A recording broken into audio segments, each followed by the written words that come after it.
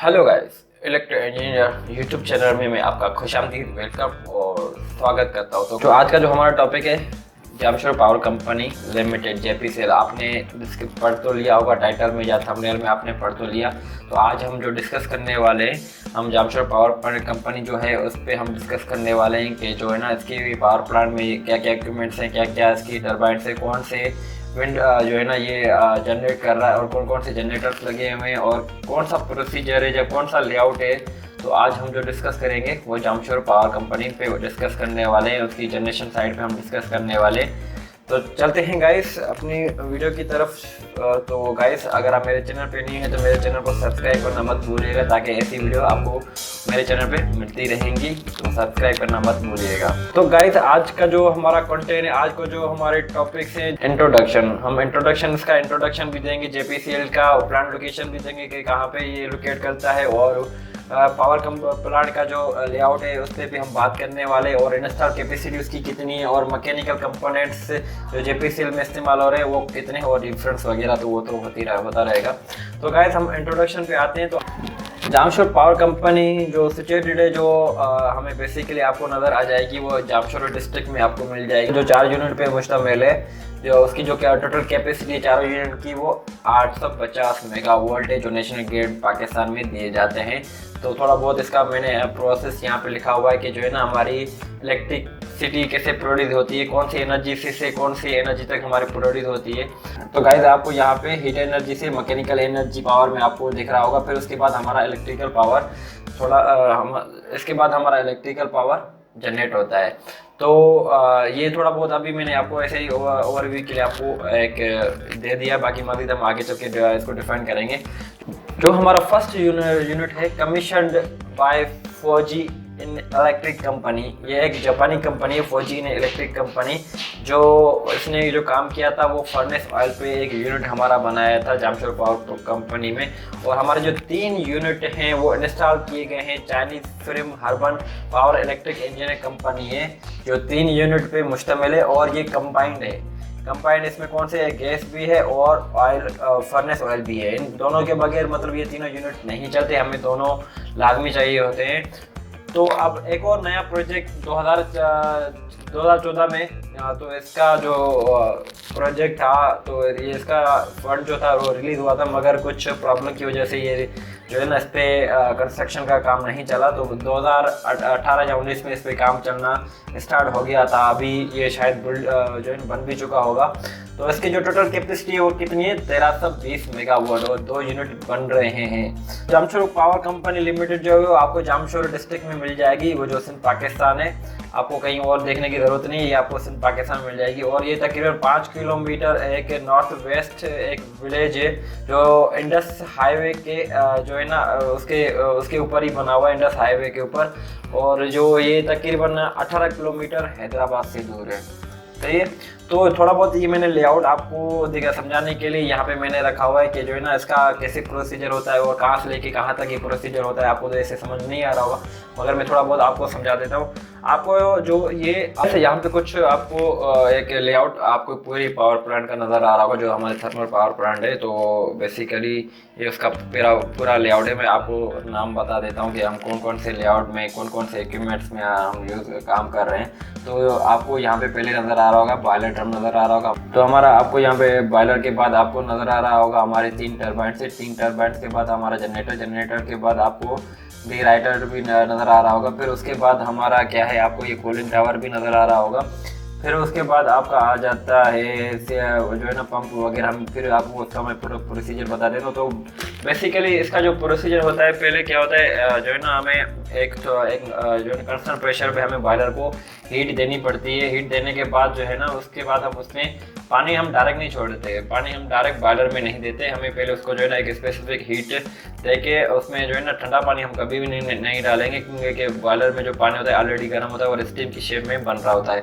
तो हम क्या करेंगे, पहले उसको एक कांस्टेंट प्रेशर पे उसको पानी देंगे। पानी देने के बाद हमारा जो प्रोसेस है। उसके बाद फिर आपको मैं बता देता हूँ कि कैसा हमारा प्रोसेस है। उसके बाद आपको जो है ना फिर बॉयलर से जो हमारी आपको जो है ना मेन स्टीम आपको लाइन नज़र आ रही होगी। मेन स्टीम लाइन आपको नज़र आ रही होगी, वो हमारी और ज़्यादा हीट कहाँ पे होती है, हमारी यहाँ पे होती है। और यदि सुपर हीटर में हमारी और ज़्यादा मज़ीद जो हमारी स्टीम है वहाँ पे बनना शुरू हो जाती है। वहाँ पे बन के फिर जो है ना हमारी ये जाती है डायरेक्ट कहाँ पे, हमारी HP टरबाइन में, जो हमारी हाई प्रेशर टरबाइन है। फिर उसमें जाके फिर उसके बाद हमारी वापसी आती है कहाँ पे, हमारे रीहीटर में। रीहीटर आपको नज़र आ रहा होगा, रीहीटर में वापसी आके फिर वो हमारी स्टीम कहाँ पे चली जाती है, फिर हमारी IP टरबाइन में, इंटरमीडिएट टरबाइन में हमारी चली जाती है। फिर उसके बाद हमारी चली जाती है LP टरबाइन में। LP टरबाइन के बाद हमारे पास दो ऑप्शन होते हैं स्टीम के जाने के। तो जो हमारी वाटर की शेप में जो हमारी स्टीम कन्वर्ट होती है वो कहाँ जाती है, हमारी कंडेंसर में जाती है। थोड़ी बहुत हमारी जो स्टीम बच जाती है वो हमारी कहाँ जाती है, हमारी जो है ना LP हीटर, जो हमारा दूसरा यहाँ पे हमने LP हीटर लगाया हुआ है। फिर वो हमारा दोबारा LP हीटर में एक कांस्टेंट टेम्परेचर पे हीट होके वो तकरीबन होता है हमारा 120 सेंटीग्रेड हमारा टेम्परेचर होता है, हम यहाँ पे LP हीटर में देते हैं। फिर हमारा वो जाता है डीहाइड्रेटर में जाता है। डीहाइड्रेटर में क्या होता है कि जो हमारी जो गैसेस वगैरह हैं, जहाँ कोई और मतलब है मतलब जो चीज़ें हैं जिससे जो है ना हमारे बॉयलर को नुकसान हो सकता है, तो हम यहाँ पे डीहाइड्रेटर उसको क्या कर देगा, ख़त्म कर देगा जो गैसेस वगैरह है। तो यहाँ पे ख़त्म हो गया। फिर हमारा एक बॉयलर फीड पंप है। बॉयलर फीड पंप क्या कर देता है, फिर आगे पानी भेज के फिर हमारा HP हीटर है। फिर HP हीटर उसको जो है ना मज़ीद गर्म करके जो हमारा उसका जो सेंटीग्रेड होता है वो तकरीबन 240 सेंटीग्रेड, और उसका जो प्रेशर होता है 180 kg होता है। फिर उसके बाद हमारा जो है ना फीड रेगुलेशन स्टेशन है, ये फीड रेगुलेशन स्टेशन है। फिर उसके बाद FRS मतलब जो हमारा फीड रेगुलेशन स्टेशन है। फिर उसके बाद हमारा जो ये कुछ पाइप्स होते हैं, एकम्युलाइजर क्या होता है, हमारा पाइप होते हैं, यहाँ पे मजीद जो है ना टेम्परेचर दिया जाता है ताकि हमारा जो पानी है वो कांस्टेंट प्रेशर पे हमारे बॉयलर पे चला जाए। ठीक है, फिर ये आपको यहाँ पे लाइन आपको दिख रही है। फिर हमारा जो सेंटीग्रेड हो गया, यहाँ पे कितना था 244 था। तो यहाँ पे हमारा टेम्परेचर बॉयलर में गया तो हमारा कितना हुआ 320 सेंटीग्रेड, और प्रेशर आपको यहाँ पे देखें 180 हमारा प्रेशर कम हो जाती है। क्योंकि हमारी जितनी हम ज़्यादा हीट लगाएंगे उससे जो है ना हमारा प्रेशर कम होता जाएगा और हमारी हीट बढ़ती जाएगी। तो हमारा जो मेन स्टीम का जो हमारा प्रेशर है 150 kg उसका सेंटीमीटर है, और उसका जो मेन टेम्परेचर है 540 सेंटीग्रेड है। जब भी हम अपनी मेन टरबाइन को स्टीम देंगे तो स्टीम का जो टेम्परेचर है वो कांस्टेंट होगा, चाहे हम HP को दें, चाहे LP को दें, चाहे IP को दें। तो हमारा जो स्टीम का जो का वो 540 सेंटीग्रेड होगा, इससे कम नहीं होगा। मगर हमारा प्रेशर कभी ज़्यादा हो सकता है, कभी कम हो सकता है। तो जो है ना इससे कोई फ़र्क नहीं पड़ता प्रेशर से, मगर हमें जो टेम्परेचर है वो हमें एक कांस्टेंट वैल्यू में देना है। अब मज़ीद चलते हैं। इंस्टॉल कैपेसिटी हमारे जो 4 यूनिट्स हैं उनमें टोटल कितनी हमने कैपेसिटी का आपको बता दी कि 850 मेगावाट की इसकी टोटल कैपेसिटी, और 4 यूनिट है, एक जापानीज़ यूनिट है और 3 चाइनीज़ यूनिट है। तो एक जापानीज़ जो हमारा यूनिट है उसकी टोटल रेटेड कितनी की है 250 के, और बाकी दो की 200 है। तो टोटल हमारे कितने में 850। फिर उसकी जो डिपेंडेंट कैपेसिटी जो हमारी आफ्टर लॉसेस के बाद जो हमारी जो कैपेसिटी बचती है मेगावाट में, वो हमारी क्या है 194 है। जापानीज़ की 130, चाइनीज़ की है, बाकी तीनों की तो चाइनीज़ की 130 रहेगी। और ये जापानीज़ जो था हमारा फर्नेस ऑयल पे था, और जो हमारे जो तीनों जब चाइनीज़ यूनिट थे वो गैस और प्लस फर्नेस ऑयल पे बने हुए हैं। जो मैकेनिकल कंपोनेंट इसमें इस्तेमाल हो रहे हैं वो आपका बॉयलर है, स्टीम टरबाइन है, कंडेंसर है, फीड वाटर पंप है, कूलिंग टावर है, FD और ID फैंस है, और फ्यूल गैस स्टॉक एक जो चिमनी होती है वो हमारे सारे मैकेनिकल कंपोनेंट्स में आ जाते हैं। तो बॉयलर आपको बेसिकली आप ये ना समझें कि जो है बड़ा ड्रम टाइप है, मगर बॉयलर में होता है ड्रम टाइप ही होता है, मगर उसमें हमारे ट्यूब्स लगे होते हैं। जो बॉयलर का major component of steam turbine power plant, ये एक मेजर कंपोनेंट है स्टीम पावर प्लांट का, जो है ना it is called steam generator. इसको आप स्टीम जनरेटर भी कह सकते हैं क्योंकि वहाँ पे स्टीम जनरेट होती है। ये जो एक ऐसा कंपोनेंट है जो जनरेट करता है स्टीम को पानी से, उसकी हीट के ज़रिए, जो हीट में जो कंबशन होती है उसके ज़रिए जो है ना हमारा वाटर वो हीट में स्टीम में कन्वर्ट होना शुरू हो जाता है। ये जो हमारा जो प्लांट है वो 4 बॉयलर पे डिपेंडेंट है, और क्योंकि हमारे 4 यूनिट हैं तो इसलिए हर यूनिट के लिए हमने एक बॉयलर रखा हुआ है। बॉयलर का जो टाइप है इसके अंदर हमने एक ट्यूब्स लगाई होती हैं जिनके पे हमारी जो फर्नेस होती है वो वहाँ पे जो होती है इन ट्यूब्स के दरमियान ही हमारा मतलब जो है ना उसको टेम्परेचर हम दे रहे होते हैं। फर्नेस के जरिए। तो ये कुछ स्पेसिफिकेशन है जो बॉयलर टाइप में जो इस्तेमाल होते हैं। एक जो टाइप है ये वर्टिकल है और baler draft furnace corner fired है। जो हमारी जो फर्नेस है वहाँ पे क्या होते हैं, कॉर्नर्ड में फायर होते हैं। एक जो चार इसकी मतलब एक हम स्क्वायर शेप ले लें तो हर स्क्वायर के एक कोने पे एक जो है ना फायर गन रखी होती है। तो इससे क्या होता है जो है ना, एक से गैस निकलता है, एक से ऑयल निकलता है, तो इससे आग लगती है। तो इसकी टोटल जो कैपेसिटी है वो 680 टन पावर पर हावर की इसकी जो टोटल कैपेसिटी, और मैक्सिमम एवापोरेट कितना कर देता है, ये कर देता है 7,55,600 kg पर हावर में ये कर देता है। और स्टीम मैक्स कितना टेम्परेचर इसका 540 इसका टेम्परेचर, और एयर फ्लो का कितना है 5,83,200 नैनोमीटर क्यूब पर हावर इसका मतलब जो है ना एयर फ्लो है इसका। और फ्यूल का कौन सा इसमें इस्तेमाल हो रहे हैं, ऑयल भी इस्तेमाल हो रहा है, गैस भी इसमें इस्तेमाल हो रहा है। तो ये ड्यूल है मतलब। Steam turbine is the heart of power station है। एक हाई प्रेशर और हाई टेम्परेचर रिक्वायर्ड होता है हमारी टरबाइन को, उनको दिया जाता है। हमारी जो टरबाइन्स होती हैं वो जो है ना स्टीम की एनर्जी को यूटिलाइज करके फिर वो जो है ना रोटेशन में आना शुरू हो जाती है। उसकी ब्लेड्स जो है ना रोटेशन में आना शुरू हो जाता है। जब भी हमारी टरबाइन होती है, जो उसके जो ब्लेड्स होते हैं वो ब्लेड्स में हमारी स्टीम हिट करती है। हिट करने की वजह से उसमें मोशन प्रोड्यूस होता है। तो हमारे पास यहाँ पे तीन डिफरेंस है हमारे स्टीम के। एक हाई प्रेशर टरबाइन है, और एक इंटरमीडिएट प्रेशर टरबाइन है, और दूसरा लो प्रेशर टरबाइन है। ये हमारे तीन है टरबाइन। तो आपको मैंने पीछे बताया था कि जो हमारी स्टीम जो होती है वो एक पहले जो उससे जो हमारी स्टीम जो टच करती है वो हमारी HP हीट होती है। हाई प्रेशर टरबाइन हीट होती है जो हमारा जो टेम्परेचर है उसका 540 है, और जो हमारा प्रेशर है वो 132 kg स्क्वायर सेंटीमीटर है पर स्क्वायर सेंटीमीटर। सही है। हमें मजीद अपने पावर प्लांट को एफिशिएंट बनाने के लिए हम उसमें हीट जो है ना अपनी स्टीम में ऐड कर देते हैं रीहीटर के जरिए जो बॉयलर की तरफ लगा होता है। जब भी रीहीटर होता है, रीहीटर होने के बाद जो हमारा जो टेम्परेचर है वो कवर्ड होता है। जाहिर सी बात है, जब भी हमारी HP टरबाइन से जो हमारी स्टीम हीट करती है, हीट करने के बाद एक जो है ना उसका टेम्परेचर होता है वो गिर जाता है। तो गिरने की वजह से आपको यहाँ पे नज़र आ रहा होगा 350 ये टेम्परेचर उसका गिर गया। टेम्परेचर गिरने की वजह से हमें दोबारा इसको रीहीट भी करना होता है। तो हमने रीहीटर भी वहाँ पे लगाए हुए हैं जो ताकि हमारी IP टरबाइन की जो रिक्वायरमेंट है वो 540 सेंटीग्रेड प्रेशर चाहे कम भी हो मसला नहीं, मगर हमें जो टेम्परेचर वो एक कंस्टेंट वैल्यू में देना होता है। तो हमारी जो आफ्टर जो हमारी LP टरबाइन के बाद जो हमारा टेम्परेचर होता है वो 50 सेंटीग्रेड होता है, और प्रेशर जो हमारा होता है 0.2 kg पर स्क्वायर सेंटीमीटर में होता है। तो कंडेंसर जो होता है एक हमारी LP टरबाइन के नीचे ही लगा होता है, जो हमारी लो प्रेशर और लो टेम्परेचर स्टीम उसमें जो है ना जाती है।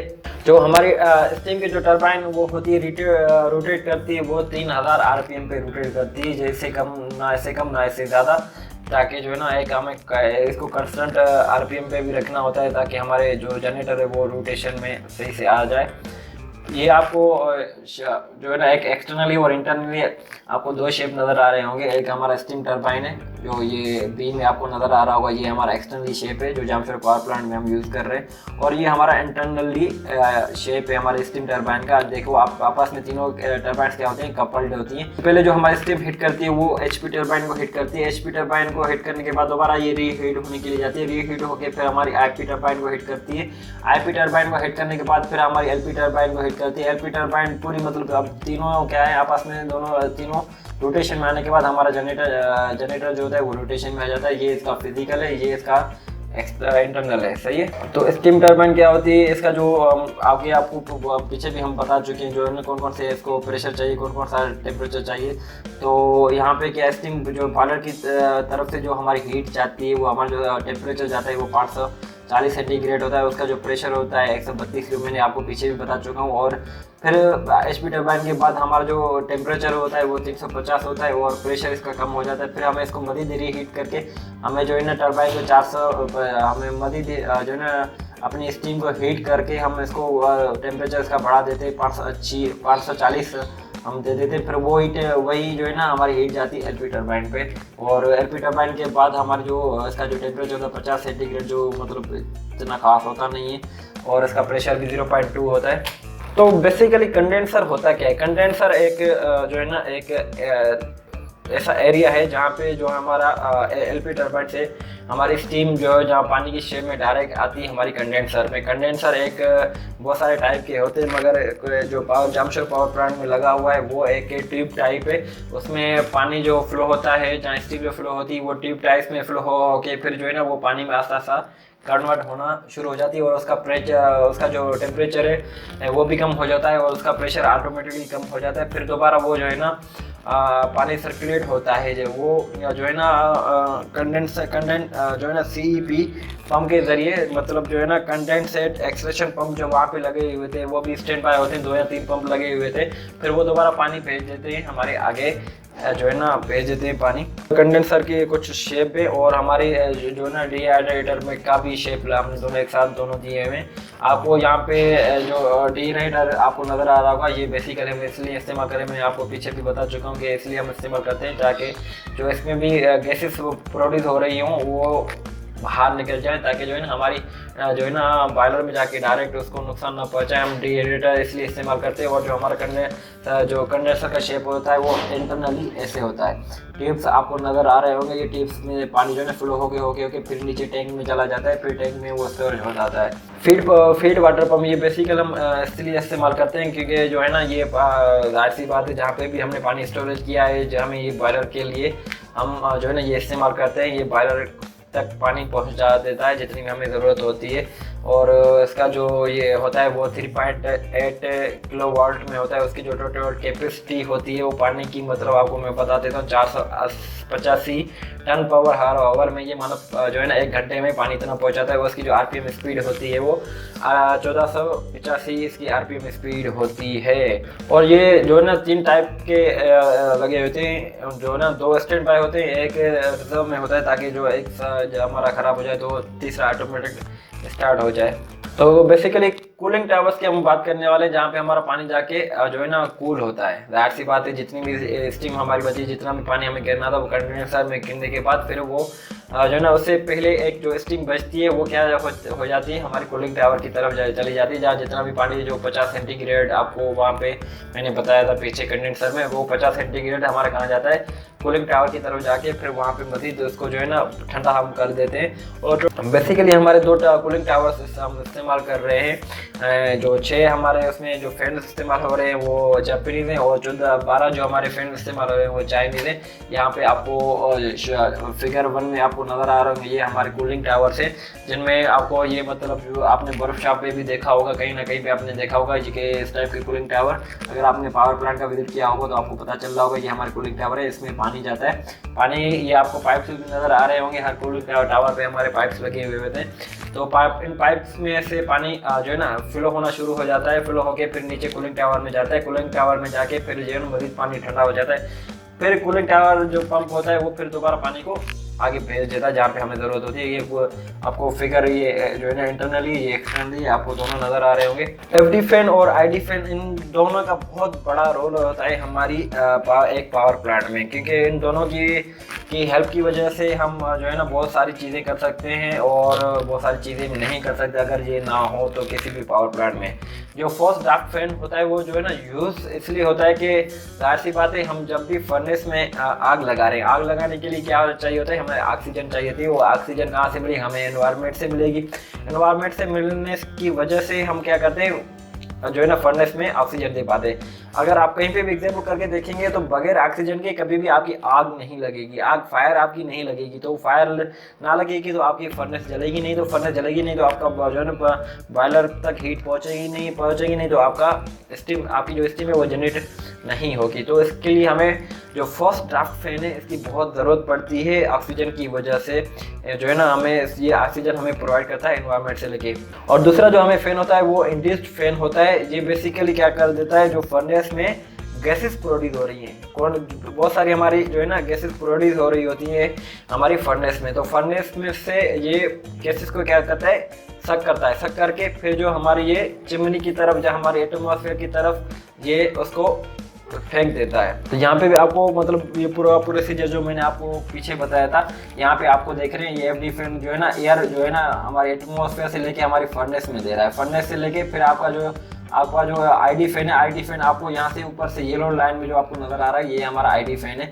फिर यहाँ से क्या कर रहा है, ये पूरी जो है ना गैसेस कलेक्ट करके ये हमारी चिमनी की तरफ भेज रहा है। जो हमारी जो चिमनी है वो एक ये भी बहुत अच्छा किरदार रोल करती है, जिसमें हमारी जितने भी गैसेस वगैरह को हम डायरेक्ट आसमान में भेज देते हैं, तो ये इसमें हेल्पफुल होती है। जो नाइट्रोजन गैस होता है उसकी जो कंबशन होती है, कार्बन डाइऑक्साइड, सल्फर डाइऑक्साइड और नाइट्रोजन ऑक्साइड होती है, ये उनको आसमान की तरफ एटमॉस्फेयर में भेज देता है। और चिमनी में भी कुछ कुछ जो है ना वहाँ पे एब्जॉर्ब हो जाते हैं कुछ जो हमारे जो गैसेस होते हैं, फिर जितने भी मतलब जो हेवी गैसेस होते हैं तो वो वहाँ पे चिमनी में जो है ख़त्म हो जाते हैं। बाकी थोड़े बहुत हल्के जो गैसेस होते हैं वो हमारी आसमान में चले जाते हैं, हमारे एनवायरनमेंट में चले जाते हैं। तो हमारे दो जो इस पावर प्लांट में हैं वो दो फ्यूल स्टैक्स हैं, 2 चिमनी हमने लगाई हुई है। जो एक की जो हाइट है वो 500 फीट हाइट है एक की, और जो induced draft fan are use to take the flow gases out from, जो मैंने आपको पीछे बताया कि जो इंड्यूस्ड फैन है हमारा वो गैसेस को कलेक्ट करके हमारी